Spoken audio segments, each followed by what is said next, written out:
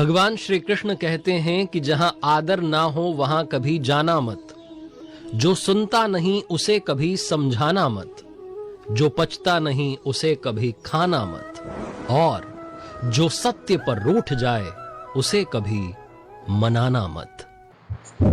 Hello friend, मैं आपका दोस्त, मैं आपका भाई टिंकू कुमार चौरसिया फिर से मैं अपने यूट्यूब चैनल और फेसबुक पेज पर आप सबों का मोस्ट वेलकम करते हैं। तो पिछले वीडियो में आप लोग जिस तरह से प्यार और सपोर्ट किए हैं, इसके लिए मैं आप सभी दोस्तों का अपने चैनल से फिर से स्वागत करते हैं। तो स्टार्ट करते हैं। आज का हमारा टॉपिक है परागन, जिसको कि इंग्लिश में हम पॉलिनेशन कहते हैं। और यह जो टॉपिक है आपको नीट, जनरल कमीशन और बहुत सारे कॉम्पिटिटिव एग्जाम में आपको पूछे जा सकते हैं।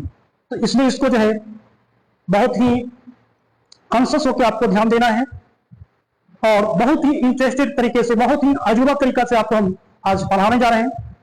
देखते हैं अब इसका डिफिनेशन क्या होता है, पॉलिनेशन आखिर क्या होता है, परागन क्या है। तो आपको बताना है पराग कणों का परागकोश से निकल के वर्तिकाग्र पर पहुंचना परागन कहलाता है, अर्थात pollination. Pollen grain transfer from anther to stigma is called pollination. इस फिगर को हम देखने की कोशिश करें तो इस फिगर में बताया जा रहा है कि इसमें जो है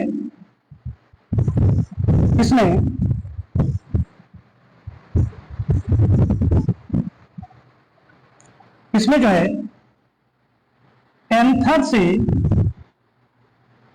पोलन ग्रेन निकलेगा और स्टिग्मा तक आएगा। स्टिग्मा तक क्या चीज, तो आपको बताना है पोलन ग्रेन, यानी पराग कणों का परागकोश से निकलना, पराग कणों का परागकोश से निकलना और वर्तिकाग्र पर पहुंचना ही पॉलिनेशन कहलाता है, यानी परागन कहलाता है। डिफिनेशन को देख सकते हैं। Pollen grain transfer from anther to stigma, इसको लिखा गया है pollen grain from the anther is transfer to the stigma. Same चीज है, इसमें कोई घबराने की बात नहीं। Pollen grain transfer from anther to stigma is called pollination.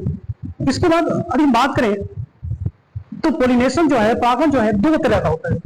एक होता है स्वपरागन और दूसरा होता है पर परागन, सेल्फ पॉलिनेशन और दूसरा क्रॉस पॉलिनेशन। देखते हैं सेल्फ पॉलिनेशन और क्रॉस पॉलिनेशन क्या है।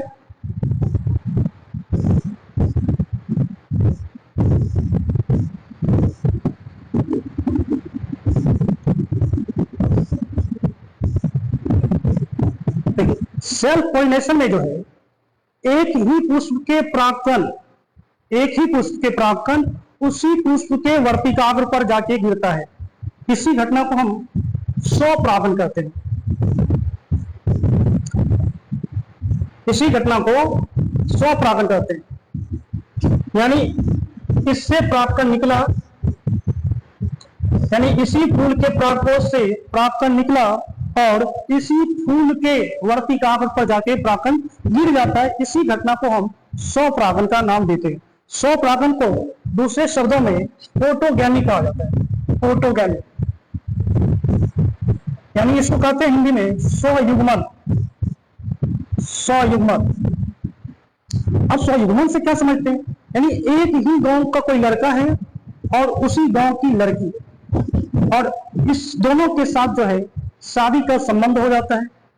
अर्थात एक कोई फूल है और उसी फूल के जो परागकण है उसी पुष्प के, यानी उसी फूल के स्टिग्मा पर जा गिरता है। इसी घटना को हम स्वपरागन कहते हैं। इसके बाद जो है आपका पर परागन आता है। पर परागन में कहते हैं, नाम से ही पता चल रहा है, पर मतलब होता है पराया, दूसरे का, यानी तो एक लड़का है और दूसरे गांव की लड़की से क्या करेगी, शादी करेगी, यानी शादी करेगा। देखते हैं इसी घटना को हम बहुत इंटरेस्टेड तरीके से। अब बता रहा है pollen grain from the anther of one plant is transfer to the stigma of different plant, यानी कोई दो अलग अलग पौधा है, इसको ऐसे समझते हैं।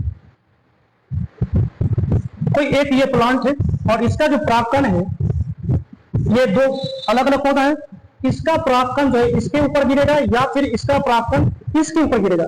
अब दो अलग अलग प्लांट है, ये जब दो अलग अलग प्लांट है तो दो अलग अलग प्लांट के बीच कुछ ना कुछ डिस्टेंस होगा, तो इस डिस्टेंस में जो परागकण को एक जगह से दूसरे जगह पहुंचाने की कोशिश करता है, पहुंचाता है, इसको हम पोलिनेटर बोलते हैं, यानी परागकण के अभिकर्ता यानी एजेंट बोलते हैं। इसलिए जो आपको क्या क्या आता है पोलिनेटर के तौर पे, तो सबसे पहले मधुमक्खी, दूसरा तितली, तीसरा पक्षी, चौथा चमगादड़ और पांचवा चींटी, सांप, घोंघा, इंसान। देखते हैं कौन कौन पोलिनेटर है।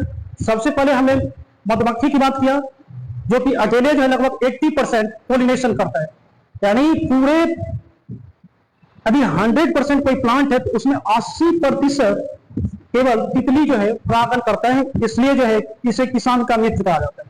इसके बाद हम बात करेंगे तितली, पक्षी, चमगादड़, चींटी, सांप, घोंघा, इंसान, ये सबके द्वारा जो पोलिनेशन होता है ये तो हुआ जैविक, ये जैविक हुआ, ये जैव यानी बायोटिक पोलिनेटर हुआ।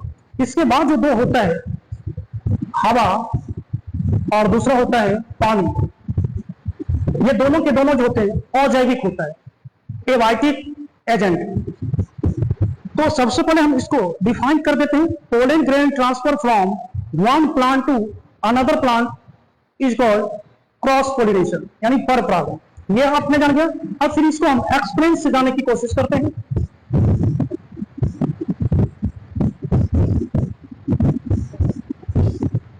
इसको हम एक्सप्लेन करके जानने की कोशिश करते हैं। अब सबसे पहला जो बता रहा है वायु परागण, इसको हम इंग्लिश में एनिमोफिली कहते हैं, एनिमोफिली। अब देखिए यहां पे सस्पेंस होता है, कंफ्यूजन पैदा होता है कि एनिमोफिली में बहुत बच्चे, बहुत स्टूडेंट जो है कंफ्यूज कर जाते हैं कि एनिमो मतलब तो यहाँ एनिमल होगा। जी नहीं, एनिमो मतलब आपको याद रखना है, एनिमो मतलब होता है वायु परागण। एनिमोफिली, फिली का मतलब होता है टू लव, बायोलॉजी में फिली मतलब होता है, फिलीन मतलब होता है टू लव, प्यार करना, प्रेम करना। एनिमो मतलब होता है हवा, यानी जब किसी पुष्प में हवा के द्वारा जब पोलिनेशन होगा, इसी घटना को हम वायु परागण कहेंगे। तो देखते हैं इसमें क्या कैरेक्टर है कि आखिर वायु परागण कैसे होता है। तो इसका सबसे पहले फीचर जानते हैं कि वायु परागण में जो है फूल किस तरह का होता है। इसमें बता रहा है स्मॉल पेटल, यानी फूलों की जो पंखुड़ियां होती है वो छोटे होते हैं, ऑफन ब्राउन और डल ग्रीन। इसमें जो है ज्यादा लाइटेड फूल नहीं होता है, ज्यादा चमकदार नहीं होता है, ठीक है, ब्राउन होता है, डल ग्रीन होता है, ठीक है। अब बता रहे रीजन इसमें नो नीड अट्रैक्शन इंसेक्ट। इस प्रकार के परागण में जो है कीट के आकर्षण का कोई कारण ही नहीं है। कीट यदि आकर्षित नहीं होगा तो इसमें नॉर्मली जो है हवा के द्वारा पोलिनेशन हो जाएगा। उसके बाद बता रहा नो सेंट, ऐसे फूलों में जिस फूल में वायु परागण होगा इसमें सेंट नहीं होता है, गंध नहीं होता है। नो नीड अट्रैक्शन, अब महक है ही नहीं, कोई सेंट है ही नहीं, कोई खुशबू है ही नहीं, तो इसके पीछे कीट क्यों पड़ेगा। आप देखते होंगे गाँव घर में जो लड़का ज्यादा टिक टॉक में रहता है, जो गाँव में ज्यादा इधर उधर करता है, तो उसके पीछे आदमी क्या होता है, फिरा हो जाता है। तो फूल भी वही बात होता है, जो सॉरी कीट भी वही काम करता है। यदि फूल ज्यादा चमकदार है, ज्यादा ब्राइटनेस वाला है, ज्यादा कलरफुल है, तो मधुमक्खी, तितली ये सब उसके पीछे पागल हो जाता है, जैसे कि गाँव घर में हम देख ही रहे हैं क्या होता है। तो इसमें जो है अट्रैक्शन की जरूरत नहीं पड़ता है। फिर बता नो नेक्टर, कीट के लिए इसमें भोजन बनता ही नहीं है, मकरंद बनता ही नहीं, ये मकरंद बनेगा ही नहीं।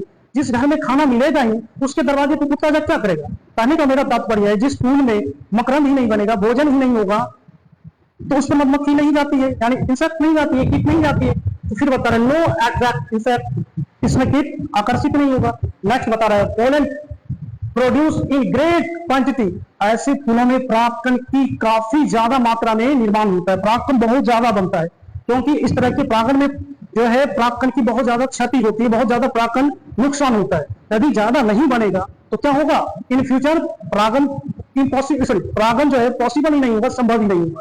इसलिए जो है ज्यादा से ज्यादा परागण बनता है, और परागण बनने के दौरान, परागण के दौरान जो है परागण की बहुत ज्यादा नुकसान होता है, क्योंकि ये जो परागण होता है डायरेक्शन लेस होता है, बताएंगे आपको आगे, ये डायरेक्शन लेस होता है, इसका कोई दिशा नहीं होता, इसलिए जो है दिशा विहीन होने के कारण इसमें परागण की बहुत ज्यादा क्षति होती है। Because most of does not reach another course, कारण है कि परागण इसलिए ज्यादा बनता है कि ज्यादा से ज्यादा परागण बनेगा तो ज्यादा से ज्यादा कोशिश है कि दूसरे फूलों के एस्टिग्मा पे पहुंच सके, क्योंकि इसमें परागण की पहुंचने की क्षमता जो है बहुत ही कम होता है, यानी और परागण जो होता है बोला जाए तो बहुत हल्का होता है, लाइटेड होता है, लाइट वेट होने के कारण जो है परागण दिशाविहीन किसी दिशा में चला जाता है, एस्टिग्मा तक नहीं जाता है। ठीक है, अब देखिए pollen grain light and smooth, परागण तो हम बताए इसका जो है हल्का होता है और चिकना होता है, स्मूथ मतलब चिकना होता है। आगे देखते हैं क्या कर रहे हैं, आगे बता रहा है so can be blown in the wind, blown मतलब होता है हवा में किसी चीज का उड़ना, यानी हवा चलना, तो इसमें इसलिए जो है परागण आसानी से क्या होता है एक जगह से दूसरी जगह उड़ के चला जाता है। नेक्स्ट क्या है इसमें, anther loosely attach to the attach and dangle out, इसमें जो परागण होते हैं बहुत ज्यादा क्या होते हैं एक दूसरे से चिपके होते हैं, लूजली एकदम ढीला सा। अब इससे फायदा क्या है, to release pollen into the wind, जिस कारण से यह हवा में आसानी से एक झुंड में एक समूह में जो है एक जगह से दूसरे जगह चले जाते हैं। नेक्स्ट क्या है, एस्टिग्मा हैंग आउटसाइड द फ्लावर, ये जो है एस्टिग्मा जो होता है हवा में हैंगिंग करता है, लटकते जाता है, हवा के साथ जो है ये मस्ती करता है, झूलते जाता है कौन, एस्टिग्मा। अब इससे फायदा क्या है, to catch the briefly pollen grain, इससे आसानी से जो है पोलन ग्रेन को ये रिसीव कर लेते कौन, एस्टिग्मा, यानी पोलन ग्रेन को आसानी से रिसीव कर लेते हैं एस्टिग्मा, क्योंकि ये हवा के साथ झूलते रहता है। ये लास्ट कर रहा है एस्टिग्मा फिब्री, इसके जो एस्टिग्मा होते हैं बिल्कुल पंख नुमा होते हैं, स्मूथ होते हैं, जिससे कि परागण इजीली जाके अटैच हो जाए। To catch the briefly pollen grain, जो परागण हवा में उड़ के आ रहा है वो हवा के कारण जो है इससे चिपक जाएगा। तो अभी हम देख रहे थे कि वायु परागण में भाग लेने वाले फूल कैसे होते हैं और इससे जो है फूलों को क्या फायदा होता है, तो अभी देख रहे थे। नेक्स्ट देखते हैं क्या कहता है,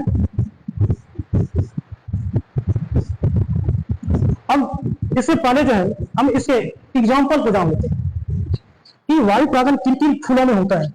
सबसे पहले जो है आपको याद रखना है, जितना भी ग्रास फैमिली के हैं, जितना भी घास वाले पौधे हैं, इन सभी पौधे में गेहूं, मक्का, बाजरा, घास वाले जितने भी जो बाजरा, ये सबके समय जो है वायु परागण होता है।